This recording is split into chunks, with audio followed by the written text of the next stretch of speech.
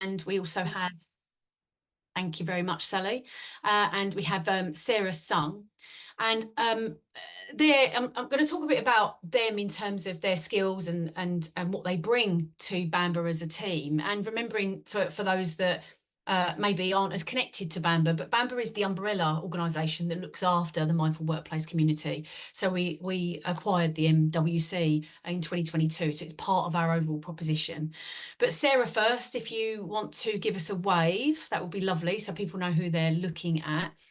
Sarah is a certified yoga instructor, passionate about mindfulness teaching, and has got a background, and I think this is specifically important, but a background in corporate HR across APAC and Europe, seamlessly integrating mindfulness into workplace practices, and has expertise and experience in designing really successful mindfulness programs and implementing them into organizational settings, which that the impact of that is empowering employees to cultivate resilience, focus, and emotional well-being. Sarah's a project coordinator, so is one of the leads, one of the two leads of our EDI task force within BAMBA, and already making such a significant impact in championing change and inclusion and equity within the work that we do. So I will pass you over to Sarah in just a second, introduce you to Tawny. If you want to give us a wave, that would be lovely. This is Tawny Cortes. So Tawny's worked in the health and wellbeing sector for some time, more than a decade, has a real diverse experience within health, wellbeing, training others, personal training, coaching, yoga teacher, a mindfulness practitioner herself for a number of years, and works both in commercial spaces and corporate environments. So it's got a real sense of understanding of the workplace space and some of the challenges within that, and has real unique insights into the importance of mental and physical well-being. I think it's really important to say that both Tawny and Sarah both come to the role of leading the EDI work within BAMBA from a place of lived experience. That's really important for me to mention that. Tawny's worked with lots of businesses, designing bespoke classes, wellbeing workshops, retreat days to improve workplace wellbeing and resilience. And as someone from the BIPOC community, has worked with diverse groups within that community, really helping to uplift voices and champion diversity and inclusion within the wellness space. So that's my introduction. I'm going to hand over to both of you now for you to take the floor, and let's see where we go. Thank you very much for the great introductions. Yes, my background is as what Steph mentioned, and today basically we would like to look into the lens from mindfulness and how we can cultivate inclusivity at workplaces. And to move on to the next slide, possible. So basically why we are all here today, from me and Tony's eyes, the reason why we are here is we would like to find the linkage between mindfulness, workplace, as well as inclusion, because very often now I think for us, we understand like mindfulness, the benefits of it, the inclusion, the importance of it, but how we can implement or apply these two elements in workplaces, which I think most of us spend a lot of our times each day in workplaces. So we are here to share our perspective as well as some of our lived experience in this topic. So to start with, the next question will be, I would like to ask all of you to either unmute yourself to feel free to just speak, or in the chat room to share when the upcoming two words, when you see these two words, what will come to your mind? When you see inclusion or inclusivity, what comes up to your mind? What does it mean to you? What kind of images that actually show up in your mind? Feel free to type in the chat room. Would like to kind of start warming up our brains in this topic, because it's not an easy topic. It's not a simple topic. Thank you. Thank you, Tat. Thank you, Jane, Pamela, Susan. Openness has been winning. Considering different needs. Thank you, Kate, Michael. Thank you very much. So this is giving us an idea of what inclusion, like the first responses basically came in front of our head. And then the next word is, okay, we understand what is inclusion. And what does that mean is an inclusive environment? What does that mean to us? When we imagine we are in an ideal world, that the environment that we are in are inclusive. It means, thank you, staff, Marina, safe, empowering space. Kate, that enable people to work at their best. Intentional psychological safety. Nice. Thank you very much for the sharings. And I really enjoy and would like to pick everyone's brain to help us to set the foundation of what we are bringing into this conversation. So thank you very much for all the inputs. Thank you, Jane. So to move on, here is like a visual infographic here. I would like to know, what do you think? What do you all think? Where are we at right now? Let's say focusing on workplaces. Are we at the perfect world that we are having inclusion and having assimilation? Or which phrase are we at in your eyes about workplaces? So for me, to give some context of this infographic, in my perspective, or at least why we are here, is I do see our workplaces, most of the workplaces are at the phase of integration. We have the awareness for bringing different groups together, no matter about nationalities, gender, different race or identities into workplaces. However, we still have some segregations, like everyone will be segregated and connect in each small groups within a bigger setup. And in order to bringing this integration into inclusion, we are basically looking into means from a mindfulness perspective, how we can merging and bringing different differences within the whole groups, and from integration to inclusion. So just basically, I would like to project where are we at now and where are we going to the next, to our goal. To move on. So today, we would like to see how leaders and organizations can foster EDI through embedding mindfulness at workplaces. To start with, into the next slide, I would like to talk about a very famous book. If Tony can move on to the next slide, will be great. A very famous book. I don't know if all of you have read the Thinking Fast and Slow from Daniel Daniken, that he mentioned about how most of us, how we making decisions, that we do have two systems. One is the boss, boss of our brain, that we often make very instant and fast decision according to our past experience, as well as what we have formed in the roots of our brain. And the system two is take way more efforts, and then we need to really process, and with logic, that is more rational thinking. Within this research, which is actually from quite a long time ago, from 1996. However, I personally still believe that it still applies into a lot of situations into day-to-day life, even though we now have more awareness about it. Our brain will react way more dominant with system one, especially when we are in a stressful situations. That means when there are external stimulates, we'd always tend to prompt ourselves to give an answer quickly. And for me personally, I really resonate with this system one, that I often recognize myself being a human resources, like an HR person, especially in tech and cybersecurity space previously. that I felt this very strongly. It's kind of like automatic patterns that I realize myself at workplace.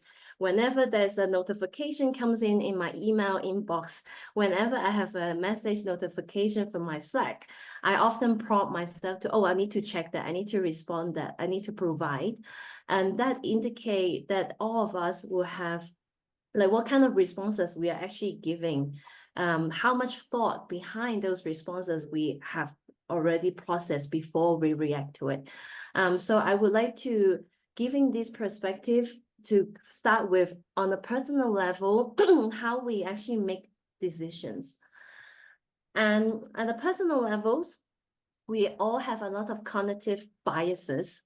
This is like a chart that out of maybe like more than 60s of biases that each of us, we do have inside of us. And that is based on our existing beliefs from our past experience and lived experience. And among all these, just these 15 cognitive biases, I would like to ask, maybe each of us choose one. Which one do you see is the most common ones that happen at workplaces?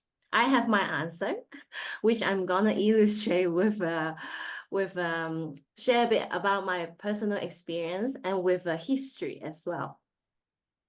So here, confirmation biases, sunk cost biases, survivalship biases. There are so many interesting names. I really like this chart because I find it's very like it's like a very storytelling about all these biases that we embed.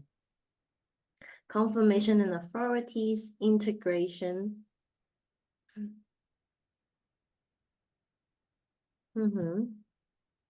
Thank you very much for sharing. And upon this, before we're moving on, a quick question. So I'm talking about we are making decisions every day based on with different biases that we have. Just to take a guess, I would like to invite all of you to take a guess. How many decisions an adult, like each of us, will take or will make every day, more or less? Take a guess. Decision means like any conscious decision. Maybe, okay, I'm now presenting my slide here. How fast would I like to talk? How would I like to present? What kind of wordings I'm gonna use? Like all these kind of small decisions. Just take a guess.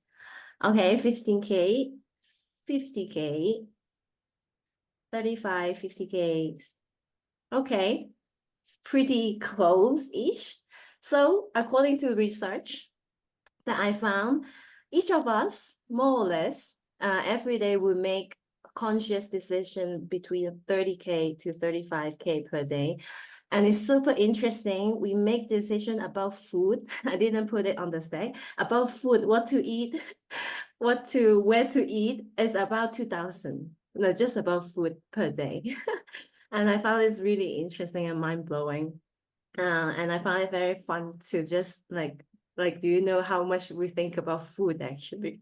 So to move on, I would like to start bringing in the linkage between our personal level to organizational level. So basically talking about decision, what kind of decision usually leaders make at the workplaces? So according to, I found this research is very interesting that categorize decisions that managers or leaders make at workplaces that could categorize in operational levels, tactical, and strategic levels. And there are so many different examples about what kind of decision actually they are making. And the reason why I would like to highlight these examples of decisions are, for example, if it's a strategic decision, it requires system two thinking way more than the operational decisions. And if we look into the lens of EDI, like inclusive decision, how much of inclusion, the level of inclusion is required according to different decision types of decisions. And I think this is very interesting from if you are leaders in organizations or if you are a mindfulness practitioner, I think it's a very interesting perspective to look into how we can tap into mindfulness when depends on the situation of what kind of decision that the leaders are making, because the efforts of thinking will be quite different. Because, for example, operational decision, maybe something will be repeat on a daily basis or weekly or monthly basis. And then with that format, and later slide, I will mention some processes or system that actually we can implement or interrupt the biases that could happen during the decision-making process. But I think this is a very useful perspective to think about what kind of decision we are making. And to move on to the next slide. Now I would like to share a very interesting history about an organization, how they cost them a lot because of they follow one of the bias in making these supersonic jets. And that's very interesting. In 1976, actually British Airways and Air France, that they have a collaborative project to build the first commercial plane. And during this project, the whole project lasts for 27 years. And it's a very long project. And in doing this project, there are lots of investigations that show the decision, like there are accumulative mistakes in decisions that involve the sunk cost bias in this project. For example, the building cost as well as the final product of this plane, each of the flight tickets from London to New York can cost, like if we are using the pounds, the value of our like the British sterling pounds now is around 115K to 154K pounds per trip. Even though the trip between London to New York, by then it could be done within 3 hours with this supersonic plane. However, there are so many levels of nonsense within this project because the manufacturing cost of these planes very expensive, but then they decide to continue. After these planes has been made and manufactured, they know that the cost for operating as well as the cost to sell to customer was extremely high. They continue to run. And at the end, there was like 2000, I think the operation of this project has completely stopped in 2000, as far as I remember, or 2003. Correct me if I'm wrong. And then now the Sonic plane in different museums in the UK, I believe. So this is a very, this example has become a academic example of how to illustrate sunk cost bias in a commercial and corporate settings. And I found this example is actually extremely realistic because I do believe, think about a scenario when there was a project that you understand if you think of different scenarios, is high risk and risky. However, maybe one of your team member will still decide to, okay, let's go ahead, let's give it a try, or let's see for 3 more months. There are so many scenarios, at least in my lived experience, that I used to work in a tech company, that when they are doing product developments, there are so many decisions need to be made throughout the whole product development phase. Maybe every 2 weeks we'll have a meetings. And then there are the decision usually, like most of the time, will not be made when with all information provided, or usually as a quite a prompt decision have to be made. So I just want to share these examples to all of you to think about some examples that how our biases, or actually how an organization or in a more collective setup, we would still have biases when we are making business decisions. So to move on to the next slide, here I would like to talk about application, about what kind of interventions that we can apply to business settings. These are just some really easier to understand or easier to implement kind of interventions, because there are many. So I just would like to highlight some is more relevant or in a more generic level.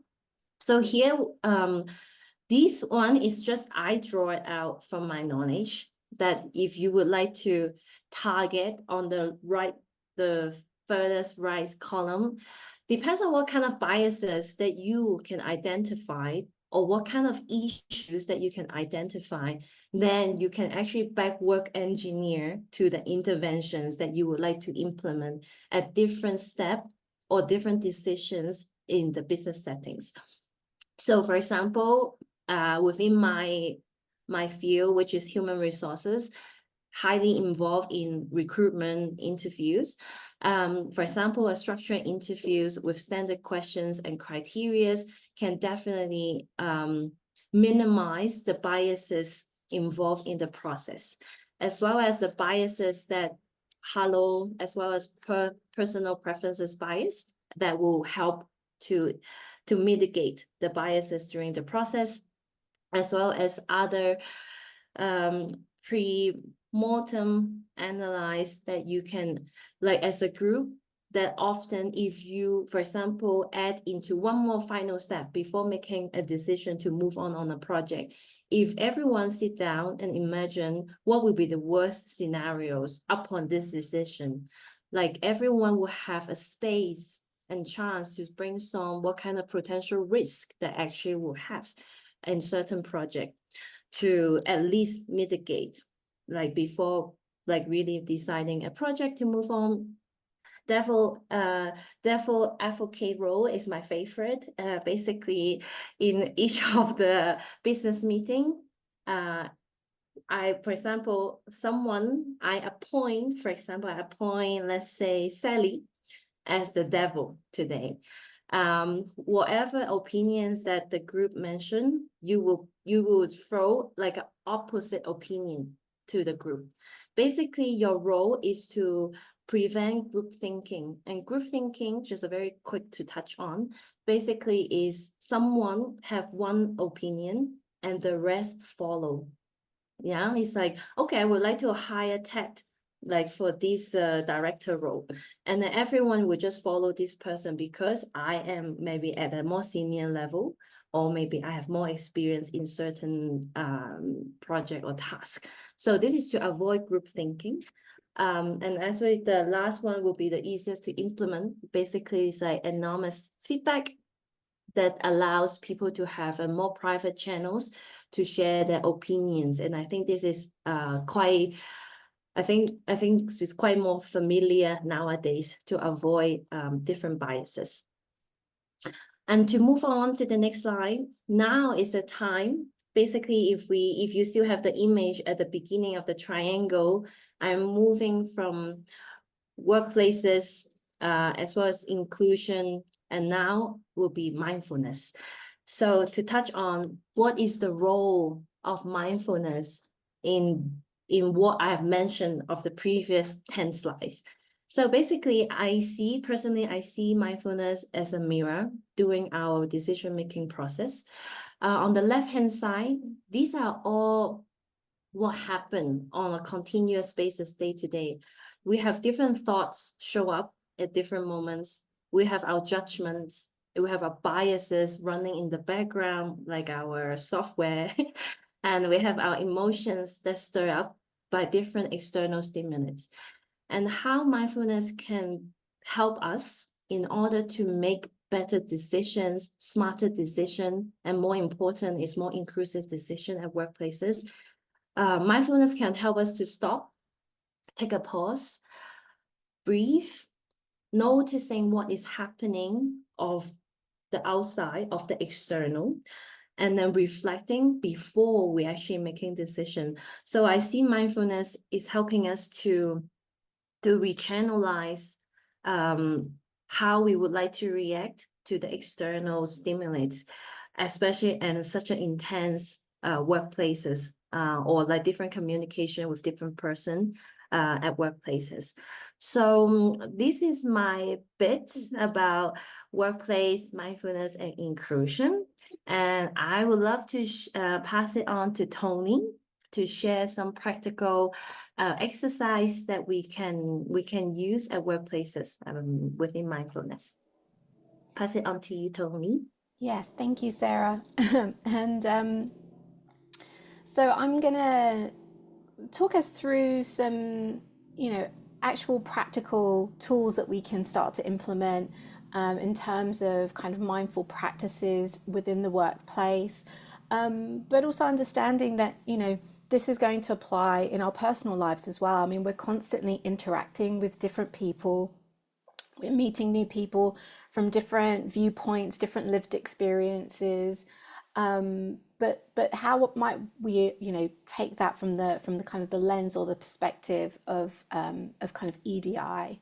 And so here are just some, examples that I've pulled out for today to talk about that really help kind of employ promoting that kind of greater inclusivity. And mindful self-compassion, as I'm sure many of us know, it's not just about cultivating compassion for ourselves, but also, developing that compassion for others who have come from different backgrounds, different lived experiences, but also understanding that when we talk about EDI, when we talk about inclusivity, like this work can be very confronting at times, can be challenging, understanding that connecting with that essence of kind of our common humanity, that we're all works in progress, we're all learning, that we might make mistakes, we might get things wrong, we're human, but the idea here is to really be open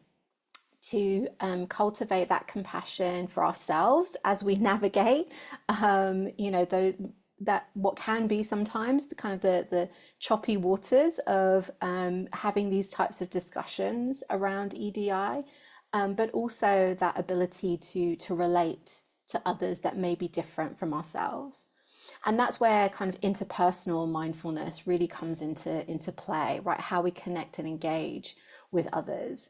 And that leads into cultivating empathy, right?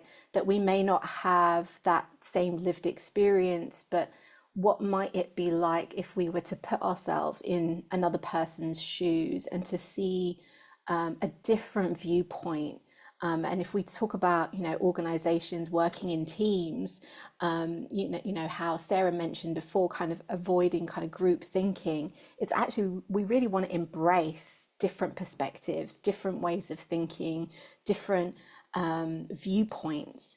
And so how can we cultivate greater empathy and openness, which again leads into that ability to listen mindfully, right? To be open and receptive to someone's shared experience or shared ideas, and other practices that we I'm assuming that there are probably a lot of mindfulness practitioners in the space who are working with companies, and things like the loving kindness practice is wonderful for, again, just developing that muscle of kindness, of compassion for self, for others.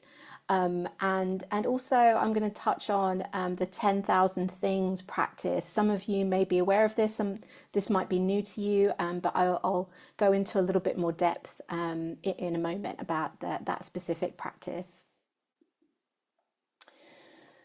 So just to really kind of briefly remind us, I guess, of the qualities, right, that we are cultivating when we think about interpersonal mindfulness, this idea of kind of openness, right, of empathy, compassion, right, really key practices and values that we hopefully can begin to kind of cultivate, like like tending to a garden, right? These ideas of loving kindness, of sympathetic joy, equanimity, that curiosity, again, that curiosity to view someone else's different perspective or viewpoint, and patience for ourselves, for others, for working in a team, and understanding that we're all in this kind of journey together, and understanding. And so thinking about, how could we, cultivate these qualities and apply them to this kind of theme of inclusion, right? Thinking about not just race, but also neurodiversity, gender, sexual orientation, disability. So a whole host of different lived experiences that maybe for some of us new or we've not come across. And so how might we start to cultivate this kind of feeling of openness and receptivity? And some of the benefits that we can gain really from building that muscle of interpersonal mindfulness is that enhancing of awareness, right? So much of it is just developing that muscle of awareness of self, of others, right? Developing our compassion, our empathy, and recognizing also that empathy is that ability to actively listen, right? To seek to understand someone's perspective, but also requires that acknowledging and respecting the differences, right, in someone's experience. It's not necessarily saying, oh, I've had the same experience, but really respecting, okay, I may not have had that lived experience, but what an interesting, different viewpoint that brings to the table. So really kind of encouraging that openness and receptivity. It helps us in developing our kind of emotional regulations and noticing, perhaps, especially when we're having, difficult conversations, or we find that we're maybe rubbing up against, certain viewpoints or perhaps even, challenging our own kind of biases. So how can, this help support that as well, and really kind of encourage that mindful listening. And some tips or things to just I guess sort of reaffirm really is that we're here to listen, to understand, right? To be open to if we're looking at working within teams and interacting with others, how can we listen to understand rather than to reply, right? What does it mean to really be present, and how does communication shift when we're, say, for example, in this kind of virtual space? I mean, it's great to see so many faces, and can we have can we mimic that kind of real life connection of opening and being observant of body language and all of the other non-verbal communication that takes place when we are having conversations, being able to listen to your own cues, also knowing when you've reached your boundary as well. So again, right, having that mindful response rather than being quick to respond, but saying, okay, actually I need to step away and take some time to pause, to breathe, to reflect. And then, as I mentioned, coming back to this practice of the 10,000 things, and this actually comes from the book that you see there, Buddha's Brain, by Rick Hanson. Really, really wonderful book. Lots of great practices and lots of kind of research on sort of the neuroscience of mindfulness. And the 10,000 things, if you're not familiar with this is a practice that was kind of originally used to work with kind of a visualization when you're dealing with someone that you might have a conflict with. But how might we be able to kind of reinterpret that from an EDI perspective? So what would it be like to, think about a situation or perhaps a particular person that might be, whether personal or professional, who comes from a different background than you and that maybe sees things differently to you or has a different viewpoint? What would it be like to see the world from someone else's eyes, right? Again, this idea of not just including things like race, but also gender, class as well, the socioeconomic perspective, right? Disability. What would it be like? How are all these factors, right? These 10,000 things, someone's upbringing, someone's, where someone's grown up, perhaps, even if you're in an environment where you know, you're working somewhere where that's not your first language, you know, how do all of these things impact where your voice is going to come from, and what your viewpoint might be? And so, you know, doing these types of kind of visualizations or kind of self-reflective practices can also be really useful for when we do then come out into the real world and start you know, engaging with people from a different, you know, viewpoint and perspective. And then, you know, this leads on really nicely to maybe some kind of self-reflection questions. And there are just a few here, but you know, I'll touch on some of them. And these are the things that you might ask yourselves, or you might, you know, ask your you know, your corporate clients to think about. You know, am I contributing to a culture of inclusivity or exclusion? You know, how do I respond to people who challenge my beliefs or assumptions? What can I learn from someone else's experience or viewpoint? How would you feel if someone made assumptions about, you know, how would I feel if someone made assumptions about me based on my appearance or background? How am I actively working to mitigate my biases and promote inclusivity in my personal and professional life?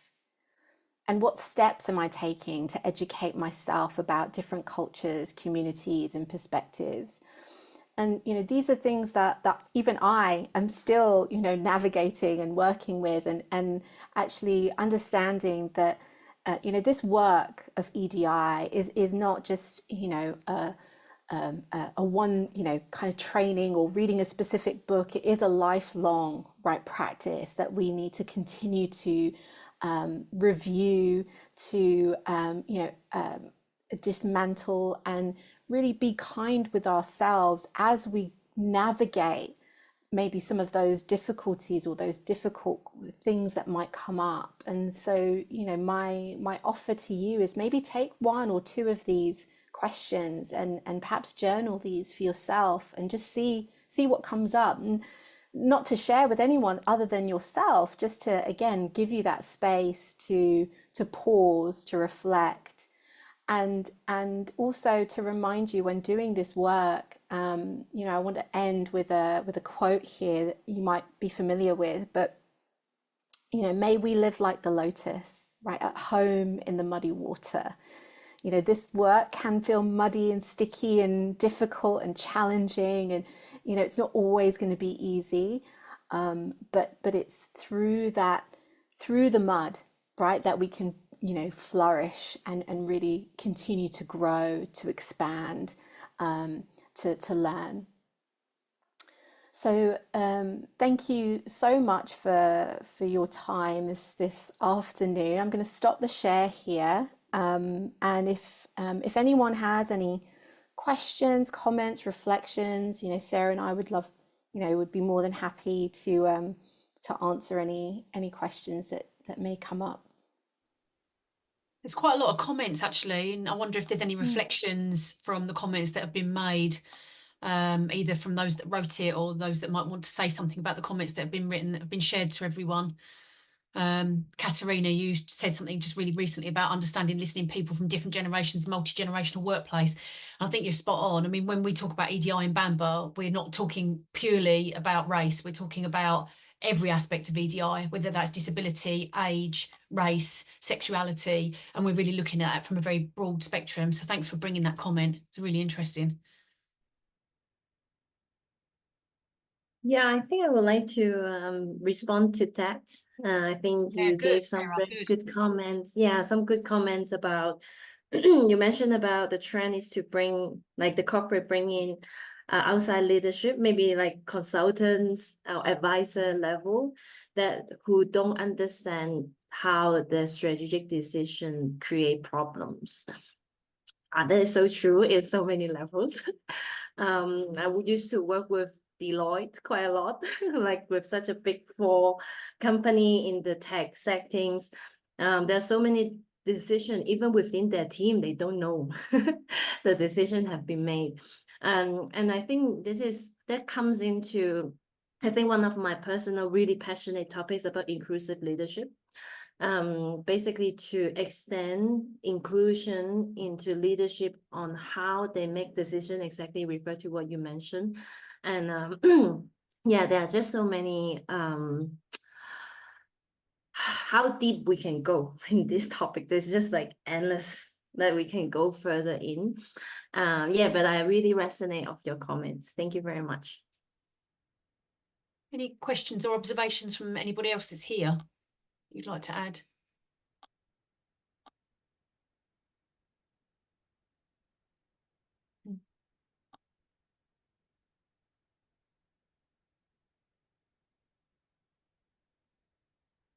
Which question do you pick to reflect upon what Tony suggests?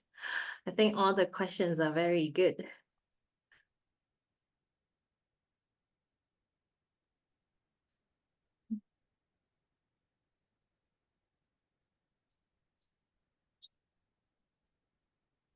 I just wonder, and I'm conscious that I don't want to ask a question if there's other things there, so please stop me. I just listening to what Sarah was just saying and looking at a lot of the chat that's come up throughout the session, is that the thing that really really grabs me is about the patience or the impatience. So when you're in an organisational setting, there's always objectives that need to be met so quickly, and there's people behind you pushing you to get that job done, and sometimes that creates barriers, doesn't it, to shape a culture of inclusivity. And I just wonder if that is an experience for you. It's certainly, I work in a cultural change space outside of the work that I do for BAMBA, and I see it a lot. So I'm just wondering if that's an experience for some of you in terms of how you see things unfolding in organisational settings, is that there's a willingness, but the patience isn't there. Ted, you do. Yeah.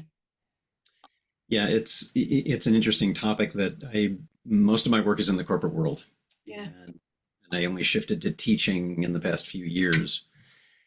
And what I continually see is that lack of acknowledgement of just being a decent human being, let alone a mindful, caring leader, tends not to be a quality that's brought in C-suite executives. There is a tension between what has taken the primacy of objectives, which is earnings per share, at any cost, no matter what. And that has created very toxic workplaces. I do a course on burnout. And this is one of the things that the participants in that are continually seeing, is that decisions are made from some C-suite who's been brought in from outside, who has no idea of the practicalities of what happens to make the business actually run. Yeah. Nor do they care, because they're only there for a few years and then they move on to something else. And so there's no longer a driver for long-term health of a company. And what you've been sharing here today in this has been, Tawny and Sarah, has been perfect. It's exactly what is needed within that top-down space, because we can only get so far from the ground up if nobody's listening at the top. Yeah, Thanks, Ted. thank you so much, Ted. Yeah, it comes back to remembering that we're all humans, right? That we're having these human interactions, and that is beyond the bottom line, right, of the company, and not forgetting that, when when especially when we talk about leadership, and like you said, from the top down. But I think change is happening. I think organizations are shifting. And I think it's these conversations, this awareness, that makes a huge difference. So I think it is bottom up and top down, and it's enabling a space for this to happen, because it doesn't happen overnight. It's conversations, listening. I loved, that Covey quote, listen to understand rather than to reply. And I think that's what we are experiencing more and more of. And it might be, it's a process. Yeah, I couldn't agree more, Susan. I was just on the tip of my tongue and not going to say anything, but there's a sense of, you are right, things are shifting, but we have to be patient ourselves in the work that we do and chip away really slowly, knowing that it's communities like this that will make a bigger difference once when we do these things together across various different organizational settings, you know, and to never lose sight of the fact that even though what we feel like we're doing can be quite small, the impact can actually be quite big, particularly if we're quite tenacious and we keep going with it, right? And so I think you're right. I think there is a bit of a shift that's happening in certain spaces, isn't there? In certain spaces, certain areas of work. Yeah, very good. Which is why it's important to have conversations like this and keep it alive. I know that normally we share the slides, so Sally, we're good to do that with this session today. Fantastic. So we'll share the slides. There'll be a link to the video for anybody that wants to watch it back or look at any of the stuff that Tawny or Sarah talked about in terms of some of the content and explaining that in a bit more detail. Sally, anything from you just to part company? Anything extra? Yeah, the only thing I'd like to say is, before I say thank you, is that we've got another event happening at the end of September, which will be the 25th of September. We've got Vidya Mala, who's coming along, which is fabulous, doing a session on mindfulness and compassion in the workplace. So I hope you can all make it to that. You'll be receiving invitations over the summer, maybe in a month's time. And I guess just reminding people that we never have an event in August. We always have the summer off for many reasons, mainly because the turnout rate is never that good, to be fair. And lots of people are having their holidays. So if that's you, enjoy your break away from your desk and work. And we really look forward to seeing you in September. And thank you for the continued comments that are coming up in the chat. Really helpful, and we'll review those. Thank you. Thanks for being here, everybody. Well done. Well done for Thank taking you the very time. much. Thanks very much. Thank you. Thank you for your time. Thanks. Bye.